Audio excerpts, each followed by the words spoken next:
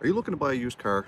My name is Jason, and I've been in the used car sales business for almost 2 decades. But in my spare time, I like to make helpful and informative YouTube videos just like this one, giving you a few tips and tricks on how to buy your next used car. So by the end of this video, you will be better informed before you step out and make that big decision.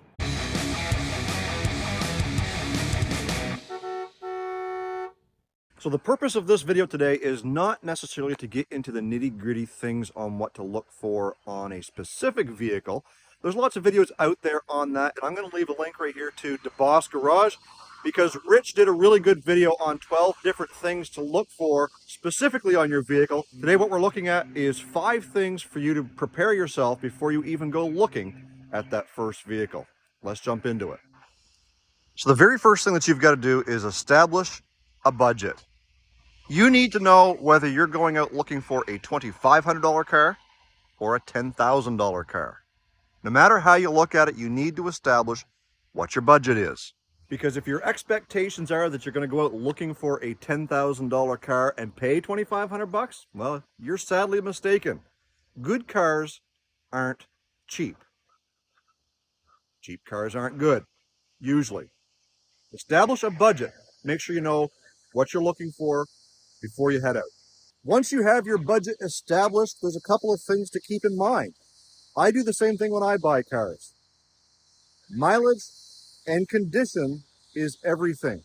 A vehicle with lower mileage is generally going to be more expensive. A vehicle with higher mileage is generally going to be less expensive. Mileage is wear and tear.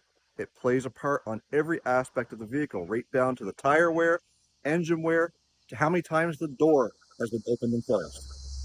And if you're mechanically inclined, keep in mind, mechanics can be fixed.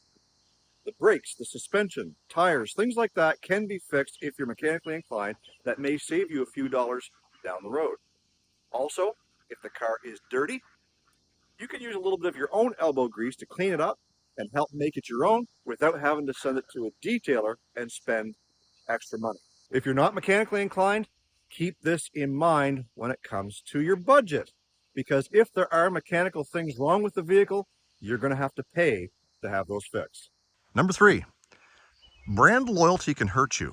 Because if you have a budget of X number of dollars, that Toyota, which is probably one of the best used cars out there, is going to cost you more than the Chevy.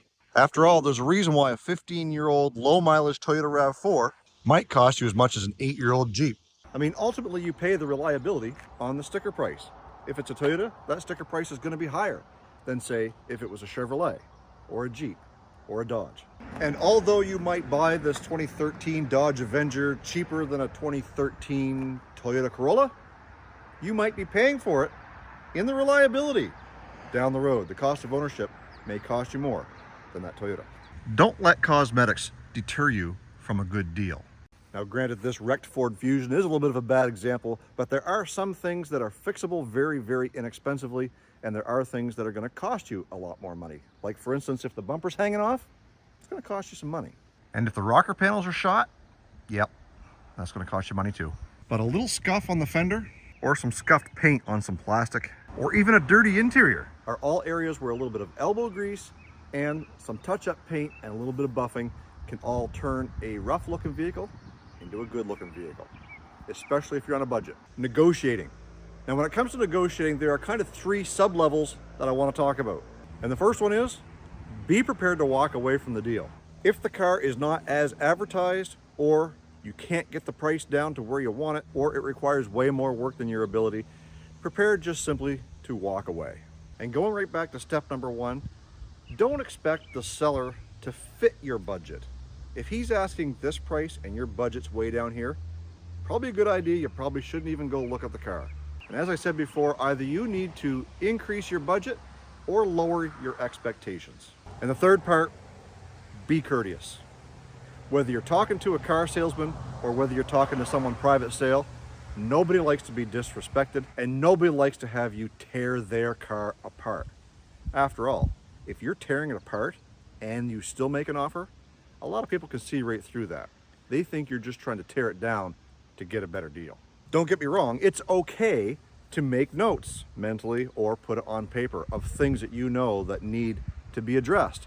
When negotiating, those are things that you can bring up to the seller to let them know that you still have to spend money after you've made the deal with the seller. Download an app like Auto Trader or Kelley Blue Book to help get your budget in place. That way you know when you're going to look at a specific vehicle, you can get a pretty good generalization of what to expect that price is going to be. Keep in mind that prices on a car lot are likely going to be significantly higher than what they are private sale. And the biggest reason for that is because car dealers have things available to them that private sales don't, like financing, extra warranties, and insurances, so that when you buy your car, you have more options. Because when you buy private sale, you might not be getting all the YouTube videos that I've ever done on a vehicle like this. It's buyer beware. Zero warranty, zero financing opportunities, no extended warranties, no insurances.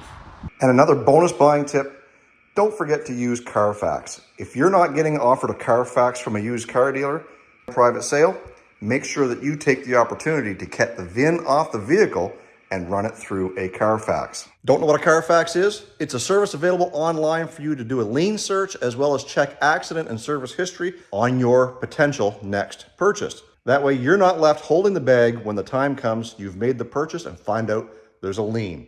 The repo man can come, he can take that vehicle, you're left holding the bag. Guys, I hope you found this video informative. If you did, please give it a like. Make sure you're subscribed to Olde Carr Guy because we've got lots of other things that we're doing over here. If you're interested in finding out which cars are the best used car, check out this playlist right here. We've done several of them and we're going to be adding more to the list. And if you're looking for pure entertainment, check out this video. Stay focused on the windshield, not the rearview mirror. I love you guys. God bless. We'll see you in the next one.